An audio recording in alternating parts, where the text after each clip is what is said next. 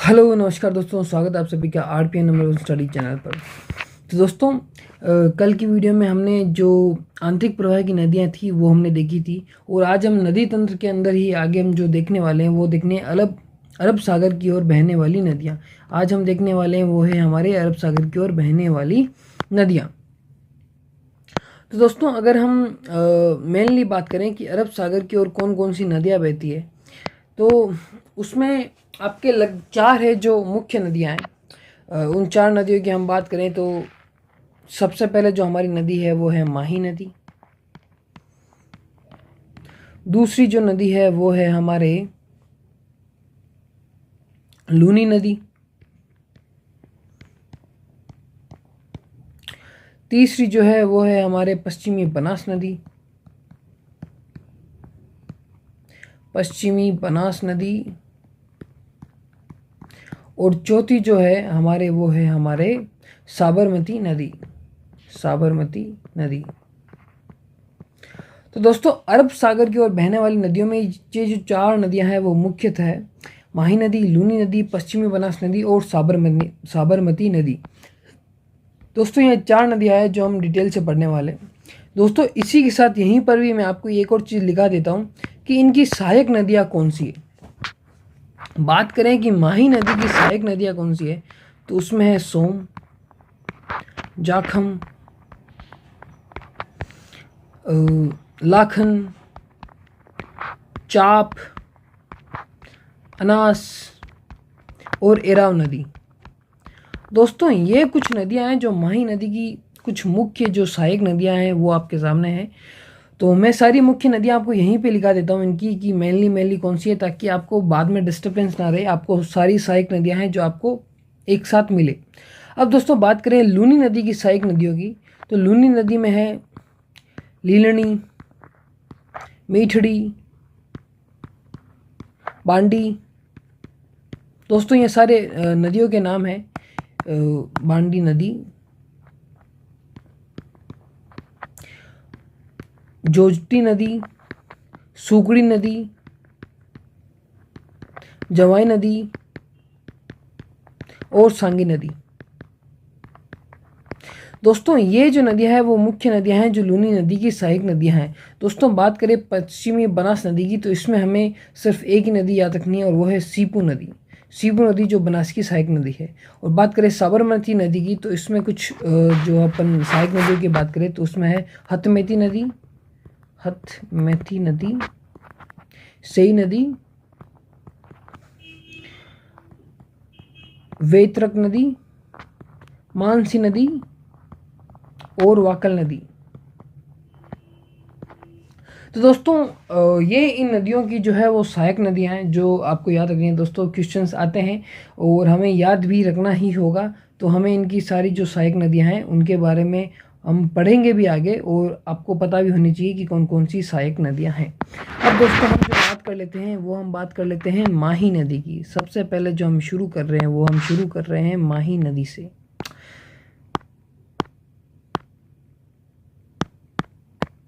हम बात कर रहे हैं माही नदी की। माही नदी।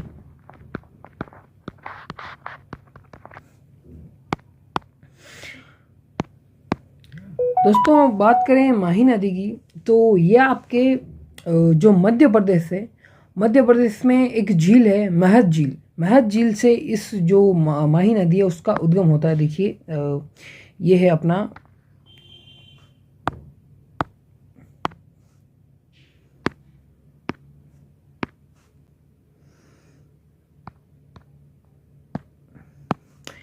ये दोस्तों, ये है अपना राजस्थान का जो है वो लास्ट वाला पार्ट, जो बांसवाड़ा और डूंगरपुर वाला भाग है वो है। अब दोस्तों, जो माही नदी है वो हमारे जिसका उद्गम है वह है महंत झील। यहाँ पे ये अपना मध्य प्रदेश है। यहाँ पे एक झील है वो है महद झील। कौन सी झील का नाम है? महद झील। महद झील।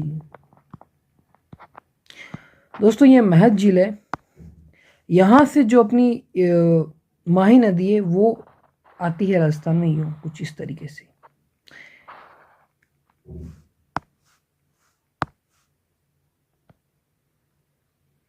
ये नदी है जो राजस्थान में जो एंट्री करती है वो बांसवाड़ा में करती है। बांसवाड़ा में भी कहाँ पर एक स्थान है खादू, स्थान का नाम क्या है खादू, और ये कहाँ पर है, ये है बांसवाड़ा के अंदर। यहाँ पर ये है ना जो राजस्थान में है वो एंट्री करती है। और बात करें इसकी कि ये कहाँ तक जाती है, तो फिर ये हमारे जाती है खंबात की खाड़ी तक। कहाँ पर जाती है, ये हमारी जाती है खंबात की खाड़ी में जाके ये गिर जाती है, खंबात की खाड़ी। ओके दोस्तों, इतना आपको समझ में आ गया कि जो माही नदी है वो मध्य प्रदेश में एक झील है जिसका नाम है महत झील। महत झील से इसका उद्गम होता है और ये बांसवाड़ा में सबसे पहले, बांसवाड़ा से ही राजस्थान में ये एंट्री करती है। और बांसवाड़ा में भी कहाँ, तो खादू नामक स्थान पर ये राजस्थान में एंट्री करती है। और लास्ट में जो इसका जो ये गिरती कहाँ पर है, तो ये खंबात की गाड़ी है वहाँ पर ये जाके गिरती है। अब दोस्तों बात करें माही नदी की सहायक नदियों की, तो उसमें हम देखते हैं कि दो जो सबसे पहले इम्पोर्टेंट जो माही नदी की सहायक नदियाँ हैं, सोम नदी और जाखम नदी। देखिए सोम नदी जो है वो लगभग यहाँ से ऐसे आती है। यह है कौन सी नदी, यह है सोम नदी, सोम नदी, सोम नदी। और यहाँ पर ये इधर से एक नदी आती है जो है हमारे जाखम नदी। ये कौन सी नदी है, यह है जाखम नदी, जाखम नदी। दोस्तों यहाँ पर ये एक संगम बनाती है तीनों नदियाँ। कौन सी नदियाँ, सोम नदी, जाखम नदी और अपनी माही नदी। तो इस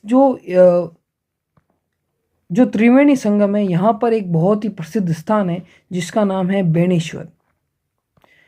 यहाँ पे कौन सा स्थान है दोस्तों, यहाँ पर जो हमारा स्थान है वो है बेणेश्वर। दोस्तों हिस्ट्री में आप मतलब आर्ट एंड कल्चर में आप बेणेश्वर धाम के बारे में पढ़ोगे, यहाँ पे एक बहुत ही प्रसिद्ध मेला लगता है, उसके बारे में भी आप आर्ट एंड कल्चर में पढ़ोगे। तो आपको ये याद रखना है कि तीनों की बेणेश्वर धाम जो है वो कौन सी नदियों के संगम पर स्थित है, ये क्वेश्चन आ चुका है, आपको पता होना चाहिए। सोम नदी, जाखम नदी और माही नदी का जो त्रिवेणी संगम है वहाँ पर बेणेश्वर धाम जो है वो स्थित है। ओके दोस्तों, अब दोस्तों बात कर लेते हैं माही नदी पर बांध है। ये देखिए यहाँ पे एक तो गुजरात में एक बांध है जिसे हम बोलते हैं कडाना बांध, कडाना बांध।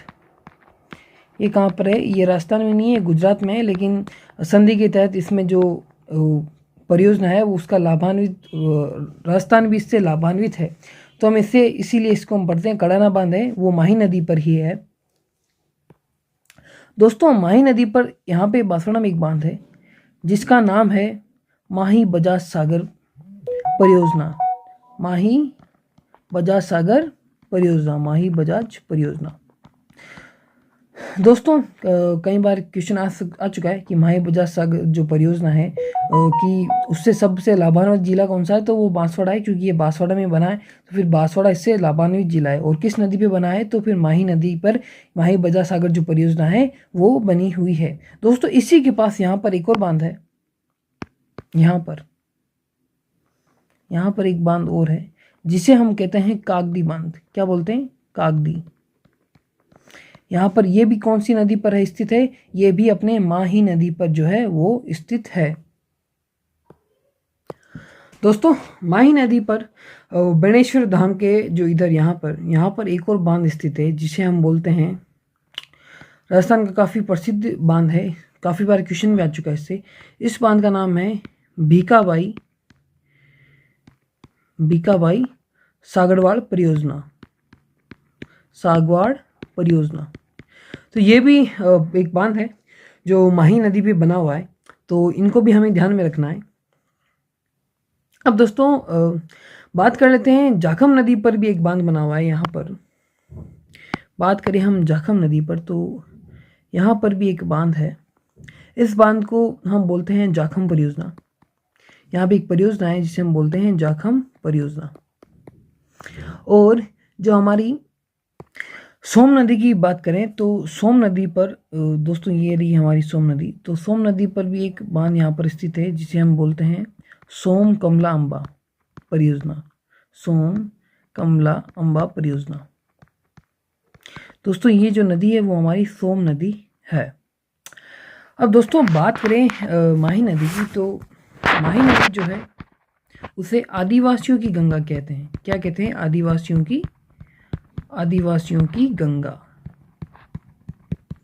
इसे और भी उपनामों से जाना जाता है, जैसे कांठल की गंगा, ओरिया, या हम इसे और क्या बोलते हैं, दक्षिणी राजस्थान की गंगा। तो दोस्तों माही नदी को इस नामों से भी जाना जाता है। कौन सी? आदिवासियों की गंगा, कांठल की गंगा, या फिर दक्षिणी राजस्थान की गंगा भी कहा जाता है। किसे कहा जाता है? तो ये कहा जाता है हमारे माही नदी को। दोस्तों उद्गम स्थल की हमने बात कर ली कि जो महत झील है वहाँ पर ये अपनी माही नदी है उसका उद्गम होता है। और राजस्थान में प्रवेश की बात की तो वो हमारे खादू बांसवाड़ा में एक स्थान है जहाँ से राजस्थान में ये प्रवेश करती है। प्रवास क्षेत्र आपको पता चल ही गया, बांसवाड़ा और डूंगरपुर ये राजस्थान के 2 जिले हैं जहाँ से ये होके गुजरात की ओर जाके और खंभात की गाड़ी में गिर जाती है। बात करें इसकी कुल लंबाई की, बात करें कि जो माही नदी है उसकी कुल लंबाई कितनी है, तो इसकी कुल लंबाई है वो है 576 किलोमीटर।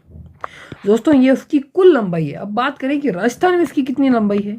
राजस्थान में लंबाई बात करें हम कि इसकी राजस्थान में लंबाई कितनी है, तो वो है 171 किलोमीटर। दोस्तों यहाँ पे ये जो माही नदी है, आपको पता है कि डूंगरपुर और बांसवाड़ा से हमें पता है कि कर्क रेखा भी निकलती है। तो दोस्तों जैसे कि यहाँ से ये हम पर मान लेते हैं कि ये कर्क रेखा निकली। तो दोस्तों ऐसी कौन सी नदी है जो कर्क रेखा को 2 बार करती है, तो वो हमारी नदी हो गई माही नदी। दोस्तों काफ़ी इंपॉर्टेंट क्वेश्चन है, बहुत बार एग्जाम में आ चुका है कि जो हमारी माही नदी है, माही नदी कर्क रेखा को 2 बार काटती है, कर्क रेखा को 2 बार काटती है।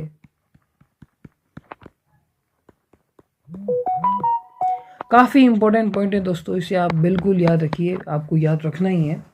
तो हमने बात की इसकी कुल लंबाई की कितनी है, 576। राजस्थान में लंबाई कितनी है, 100 कितने किलोमीटर। और जो माही नदी है वो राजस्थान में, वो माही नदी कर्क रेखा को कितनी बार काटती है, 2 बार काटती है। और दोस्तों आपको चित्र से पता चल चुका है कि ये एक ऐसी नदी है जो राजस्थान के दक्षिण से ही प्रवेश करती है और राजस्थान के दक्षिण में ही समाप्त हो जाती है या फिर बाहर निकल जाती है। तो ये एकमात्र नदी है, एकमात्र ऐसी नदी जो राजस्थान में दक्षिण से प्रवेश करती है और दक्षिण से ही निकल जाती है, दक्षिण में ही समाप्त हो जाती है। तो ये एकमात्र ऐसी नदी है। दोस्तों अगर बात करें तो ये इंग्लिश के यू आकार के जो है शेप, उस प्रकार की ये नदी है। अगर हम यहाँ पे देखें तो ये देखिए, मतलब उल्टा जो यू है इंग्लिश का बनता है, उस टाइप से ये राजस्थान से होकर निकलती है। अब दोस्तों बात कर लेते हैं इसकी कुछ सहायक नदियों की। दोस्तों सहायक नदियों में हम सबसे पहले जो नदी ले लेते हैं वो है जाखम नदी। जाखम नदी की बात करें कि ये इसका उद्गम स्थल है वो कहाँ से है, तो इसका जो उद्गम स्थल है वो है भंवर माता की पहाड़ी। और ये भंवर माता की पहाड़ी जो है वो कहाँ पर है, तो ये है प्रतापगढ़ के अंदर। ठीक है दोस्तों बात करें इसके प्रवाह क्षेत्र की कि ये कौन कौन से जिले से होकर निकलती है, इसका प्रवाह क्षेत्र कौन सा है, तो इसका प्रवाह क्षेत्र जो है प्रतापगढ़ और अपना है डूंगरपुर। ये 2 जिले हैं जो इसके प्रवाह क्षेत्र में आते हैं। बात करें इसकी समाप्ति की, तो समाप्ति कहाँ होती है, तो हमने जैसे देखा कि यहाँ पे ये अपनी जाखम नदी है और ये कहाँ पे आती है, बेणेश्वर में आके माही नदी में मिल जाती है। तो इसकी समाप्ति स्थल कहाँ हो गया, वो हो गया माही नदी में, माही नदी बेणेश्वर डूंगरपुर के अंदर। दोस्तों जाखम नदी में हमें इतनी ही बातें याद रखनी है। अब हम इसकी दूसरी जो सहायक नदी है वो बात कर लेते हैं उसकी, तो वो नदी है सोम नदी। सोम नदी की अगर हम उद्गम की बात करें तो सोम नदी का जो उद्गम है वो है बिछामेड़ा की पहाड़ियाँ। बात करें हम कहाँ से उद्गम है इसका है बिछामेड़ा की पहाड़ियाँ। और बिछामेड़ी की पहाड़ी कहाँ पे है, तो वो है हमारे उदयपुर में। ओके दोस्तों बात करें इसके प्रवाह क्षेत्र की, तो वो हमारा है उदयपुर और डूंगरपुर। और दोस्तों बात करें कि ये समाप्त कहाँ पर होती है, तो ये भी आपको पता है कि समाप्त कहाँ होती है, तो ये होती है हमारे बेणेश्वर के अंदर, डूंगरपुर के अंदर, क्योंकि ये माही सोम और झाकम नदी यहाँ पे त्रिवेणी संगम बनाती है, जहीं पर ये आके समाप्त हो जाती है। तो ये भी बेणेश्वर डूंगरपुर के अंदर समाप्त हो जाती है। अब दोस्तों बात करें अनास नदी की। देखिए दोस्तों, मैं आपको मैप में दिखा देता हूँ कि ये जो अपना है वो है कौन सा बांध, ये है हमारा भीखाबाई सागरवार बांध जो परियोजना है वो है। इससे जो है वो एक नदी निकलती है, ये जो नदी है ना, यहाँ से एक नदी निकलती है और यूं चली जाती है। तो ये कौन सी नदी है, ये नदी है हमारी अनास नदी। कौन सी नदी, ये है हमारी अनास नदी। दोस्तों अनास नदी के ऊपर भी एक परियोजना है, यहाँ पर एक परियोजना है, उसे हम बोलते हैं अनास परियोजना। कौन सी परियोजना, अनास परियोजना। दोस्तों वैसे ये कभी नहीं पूछेगा कि अनास परियोजना कौन सी नदी पर है, क्योंकि ये एकदम सिंपल पता ही चल रहा है कि ये अनास नदी पे है। तो हमें तो पता होना चाहिए कि अनास नदी जो है उसका उद्गम कहाँ से है। तो जो अपनी भीखाबाई सागवाड़ जो परियोजना है, वहाँ जो बांध है उससे जो है वो अपनी अनास नदी निकलती है। तो दोस्तों तीसरी जो हम सहायक नदी की बात कर रहे हैं वो हम बात कर रहे हैं अनास नदी की। तो दोस्तों इसका जो उद्गम है वो कहाँ से होता है, उद्गम की बात करें तो वो होता है अनास नदी का उद्गम, एक मिनट दोस्तों, सॉरी दोस्तों, थोड़ी सी हमने गड़बड़ कर दी। अनास नदी है जो बांध से नहीं निकलती है,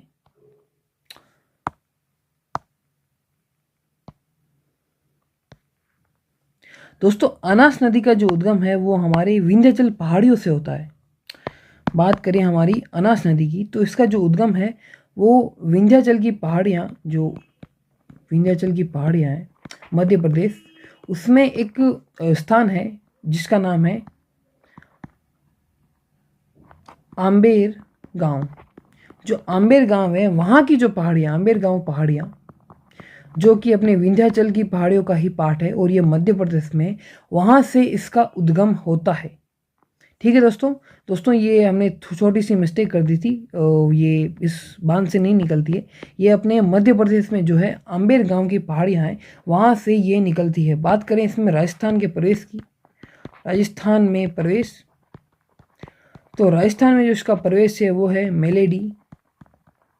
मेलेडी खेड़ी गांव जो है वहाँ पे, और ये कहाँ पे है, ये है बांसवाड़ा के अंदर, यहाँ से ये प्रवेश करती है। बात करें इसके प्रवाह क्षेत्र की कि इसका प्रवाह क्षेत्र कौन कौन सा है, तो वो है अपना बांसवाड़ा और डूंगरपुर।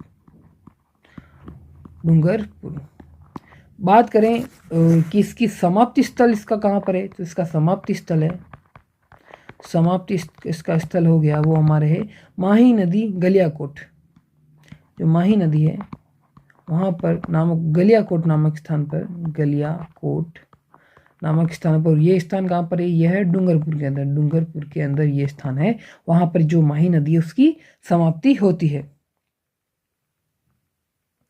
माही नदी नहीं दोस्तों, सॉरी, जो हमारी अनास नदी है उसकी समाप्ति वहाँ पर होती है। माही नदी की जो समाप्ति है वो तो हमारी खंबात की गाड़ी में जाके वो गिरती है, तो वहीं पर यह समाप्त होती है।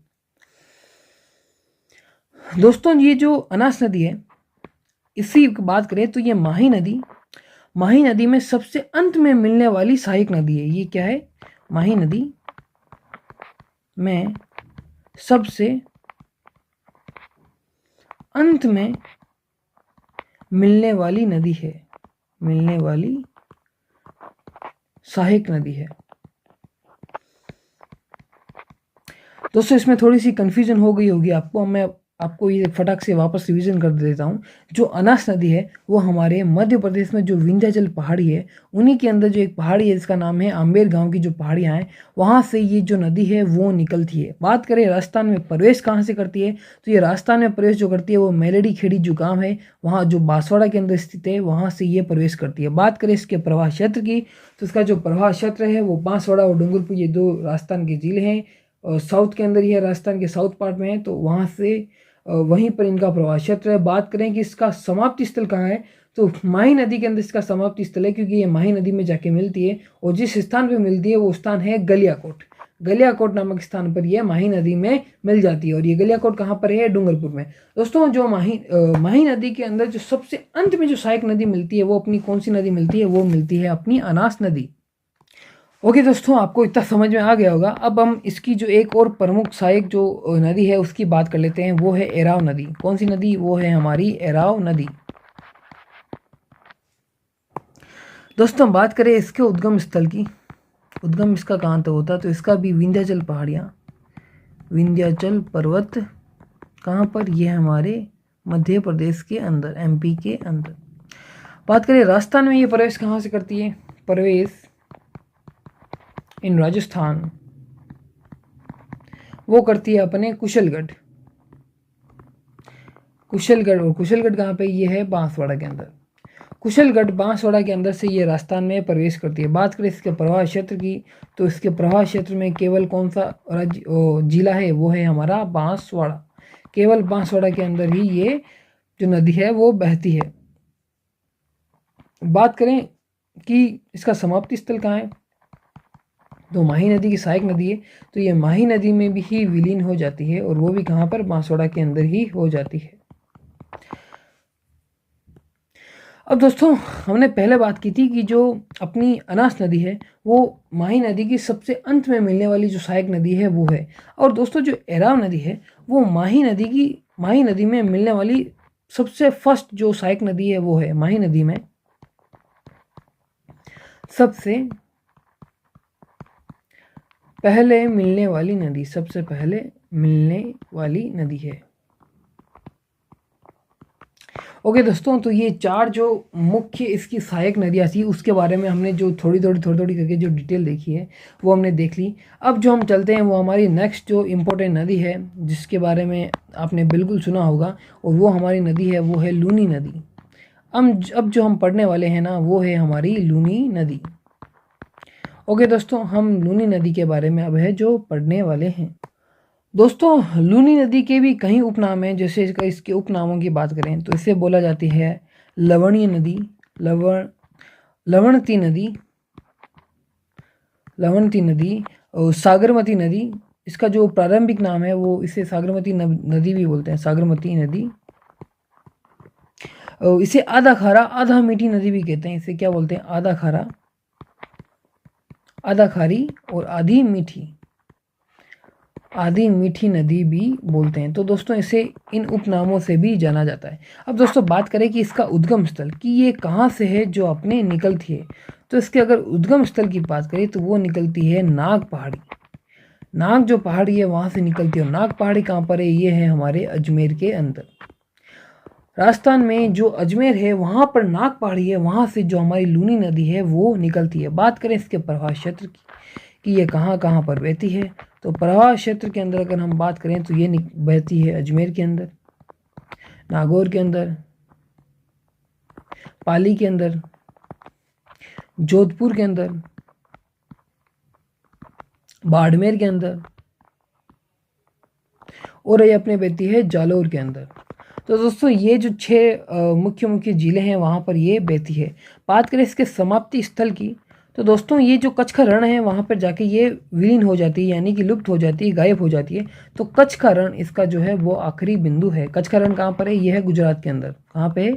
गुजरात के अंदर जो है कच्छ का रण, वहाँ पर ये है। बात करें इसकी कुल लंबाई की, दोस्तों हम बात कर रहे हैं इसके कुल लंबाई की, तो कुल लंबाई हो गई इसकी 356 किलोमीटर। और उसी के साथ अगर हम बात करें राजस्थान में इसकी कितनी लंबाई है, राजस्थान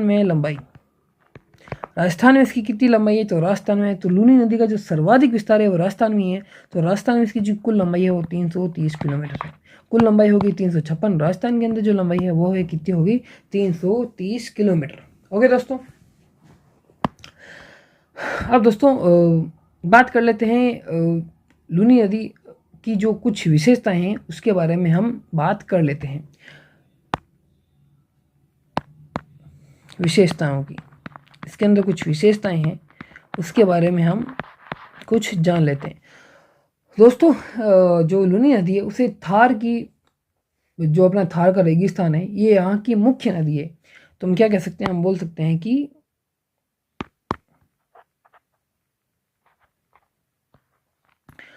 थार के मरु की मुख्य नदी, थार के मरु की मुख्य भूमि।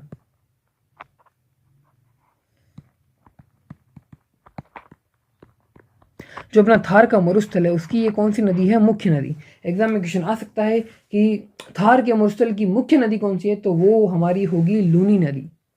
लूनी नदी है जो थार के मरुस्थल की मुख्य नदी होगी। अब बात करें अगले पॉइंट की, तो लूनी बेसिन में प्राचीन जलोढ़ मृदा का जो है वो विस्तार होता है। जो लूनी बेसिन है, लूनी बेसिन मतलब जो अपना लूनी नदी का प्रवाह क्षेत्र है, तो वहाँ पे कौन सी मृदा पाई जाती है? वहाँ पे पाई जाती है प्राचीन जलोढ़ मृदा। आपको दोस्तों पता है, तो प्राचीन जो जलोढ़ यानी कि पुरानी जो जलोढ़ मृदा है उसे क्या कहा जाता था? उसे कहा जाता है बांगर। तो दोस्तों लूनी बेसिन में पुरानी जलोढ़ मृदा पाई जाती है। पुरानी जलोढ़ मृदा को हम क्या कहते हैं? बांगर कहते हैं। पुरानी जलोढ़ मृदा होती है। अब दोस्तों लूनी नदी का जो उत्तरी भाग है, लूनी नदी बहती है, आपको पता है कि ये सबसे पहले अजमेर से नागौर, पाली, जोधपुर, बाड़मेर और फिर जालोर से होते हुए कच्छ के रण में प्रवेश करती है। तो दोस्तों लूनी नदी का जो उत्तरी प्रवाह क्षेत्र है, जो उत्तरी भाग है, उससे हम थली कहते हैं। उसे वो क्या कहलाता है? थली। तो फिर लूनी बेसिन का उत्तरी भाग क्या कहलाता है? वो कहलाता है थली। लूनी बेसिन का उत्तरी भाग क्या कहलाता है? थली कहलाता है। दोस्तों एक बहुत ही इंपॉर्टेंट जो अपना स्थान है वो है, और उस स्थान का नाम है तिलवाड़ा। कौन सा स्थान? तिलवाड़ा। तिलवाड़ा कहाँ पर है? ये है बाड़मेर के अंदर। ये बहुत ही फेमस एक स्थान है। तिलवाड़ा कहाँ पर है? बाड़मेर में। और तिलवाड़ा का जो है एक पशु मेला प्रसिद्ध है। उस पशु मेला का नाम है मल्लीनाथ जी का पशु मेला। मल्लीनाथ जी पशु मेला। दोस्तों ये मेले वेले के बारे में आप सब राजस्थान के आर्ट एंड कल्चर में पढ़ोगे। तो अभी अपने जो नदियों में जो पॉइंट आ रहा है, जो मैं आपको बता रहा हूँ, वही है कि ये जो तिलवाड़ा है, जहाँ पर जो राजस्थान का बहुत ही प्रसिद्ध जो पशु मेला है, और राजस्थान का सबसे प्राचीन पशु मेला है मल्लीनाथ जी पशु मेला, वो तिलवाड़ा के अंदर बढ़ता है। तो दोस्तों ये जो तिलवाड़ा है वो अपने लूनी नदी के किनारे ही बसा है। तिलवाड़ा जो है कहाँ पर? लूनी नदी के किनारे ही बसा है। लूनी नदी के किनारे ही बसा है। किनारे बसा है। ओके दोस्तों इससे एक और क्वेश्चन बनता है कि क्वेश्चन पूछा भी जा चुका है कि पुष्कर की पहाड़ियों में अगर अतिवृष्टि हो तो फिर बाढ़ कहाँ पर आएगी? तो दोस्तों जो बाढ़ है वो आएगी बालोतरा में। बालोतरा कहाँ पर है? बाड़मेर के अंदर है। क्योंकि दोस्तों अजमेर की पहाड़ियों में बारिश होगी तो वहाँ से लूनी नदी निकलती है। तो लूनी नदी जो बहती हुई नागौर, पाली, जोधपुर से बहती हुई बाड़मेर में आती है। तो बाड़मेर में एक स्थान है जिसका नाम है बालोतरा। तो अगर पुष्कर की पहाड़ियों में ज़्यादा वृष्टि होगी तो बाढ़ कहाँ पे आएगी? बालोतरा के अंदर। तो दोस्तों आपको ये पॉइंट याद रखना है कि पुष्कर की पहाड़ियों में अतिवृष्टि होने पर बाढ़ बालोतरा में आएगी। बाढ़ बालोतरा कहाँ पर है? बालोतरा है बाड़मेर के अंदर। बालोतरा में आएगी। ओके दोस्तों अब हमको जो पढ़ना है वो जो लूनी नदी है उसकी सहायक नदियों के बारे में हमें जानकारी जो है वो पढ़नी है। तो दोस्तों आज हमें काफ़ी टाइम हो चुका है, और जो लूनी नदी की सहायक नदियाँ हैं वो ये है, और इनके बारे में आप जो डिटेल्स है वो हम कल की जो हमारी नेक्स्ट क्लास होगी उसमें हम पढ़ेंगे। तो अगली क्लास में हम लूनी नदियों की सहायक नदियों से ही स्टार्ट करेंगे। तो मिलते हैं नेक्स्ट वीडियो में, तब तक के लिए धन्यवाद।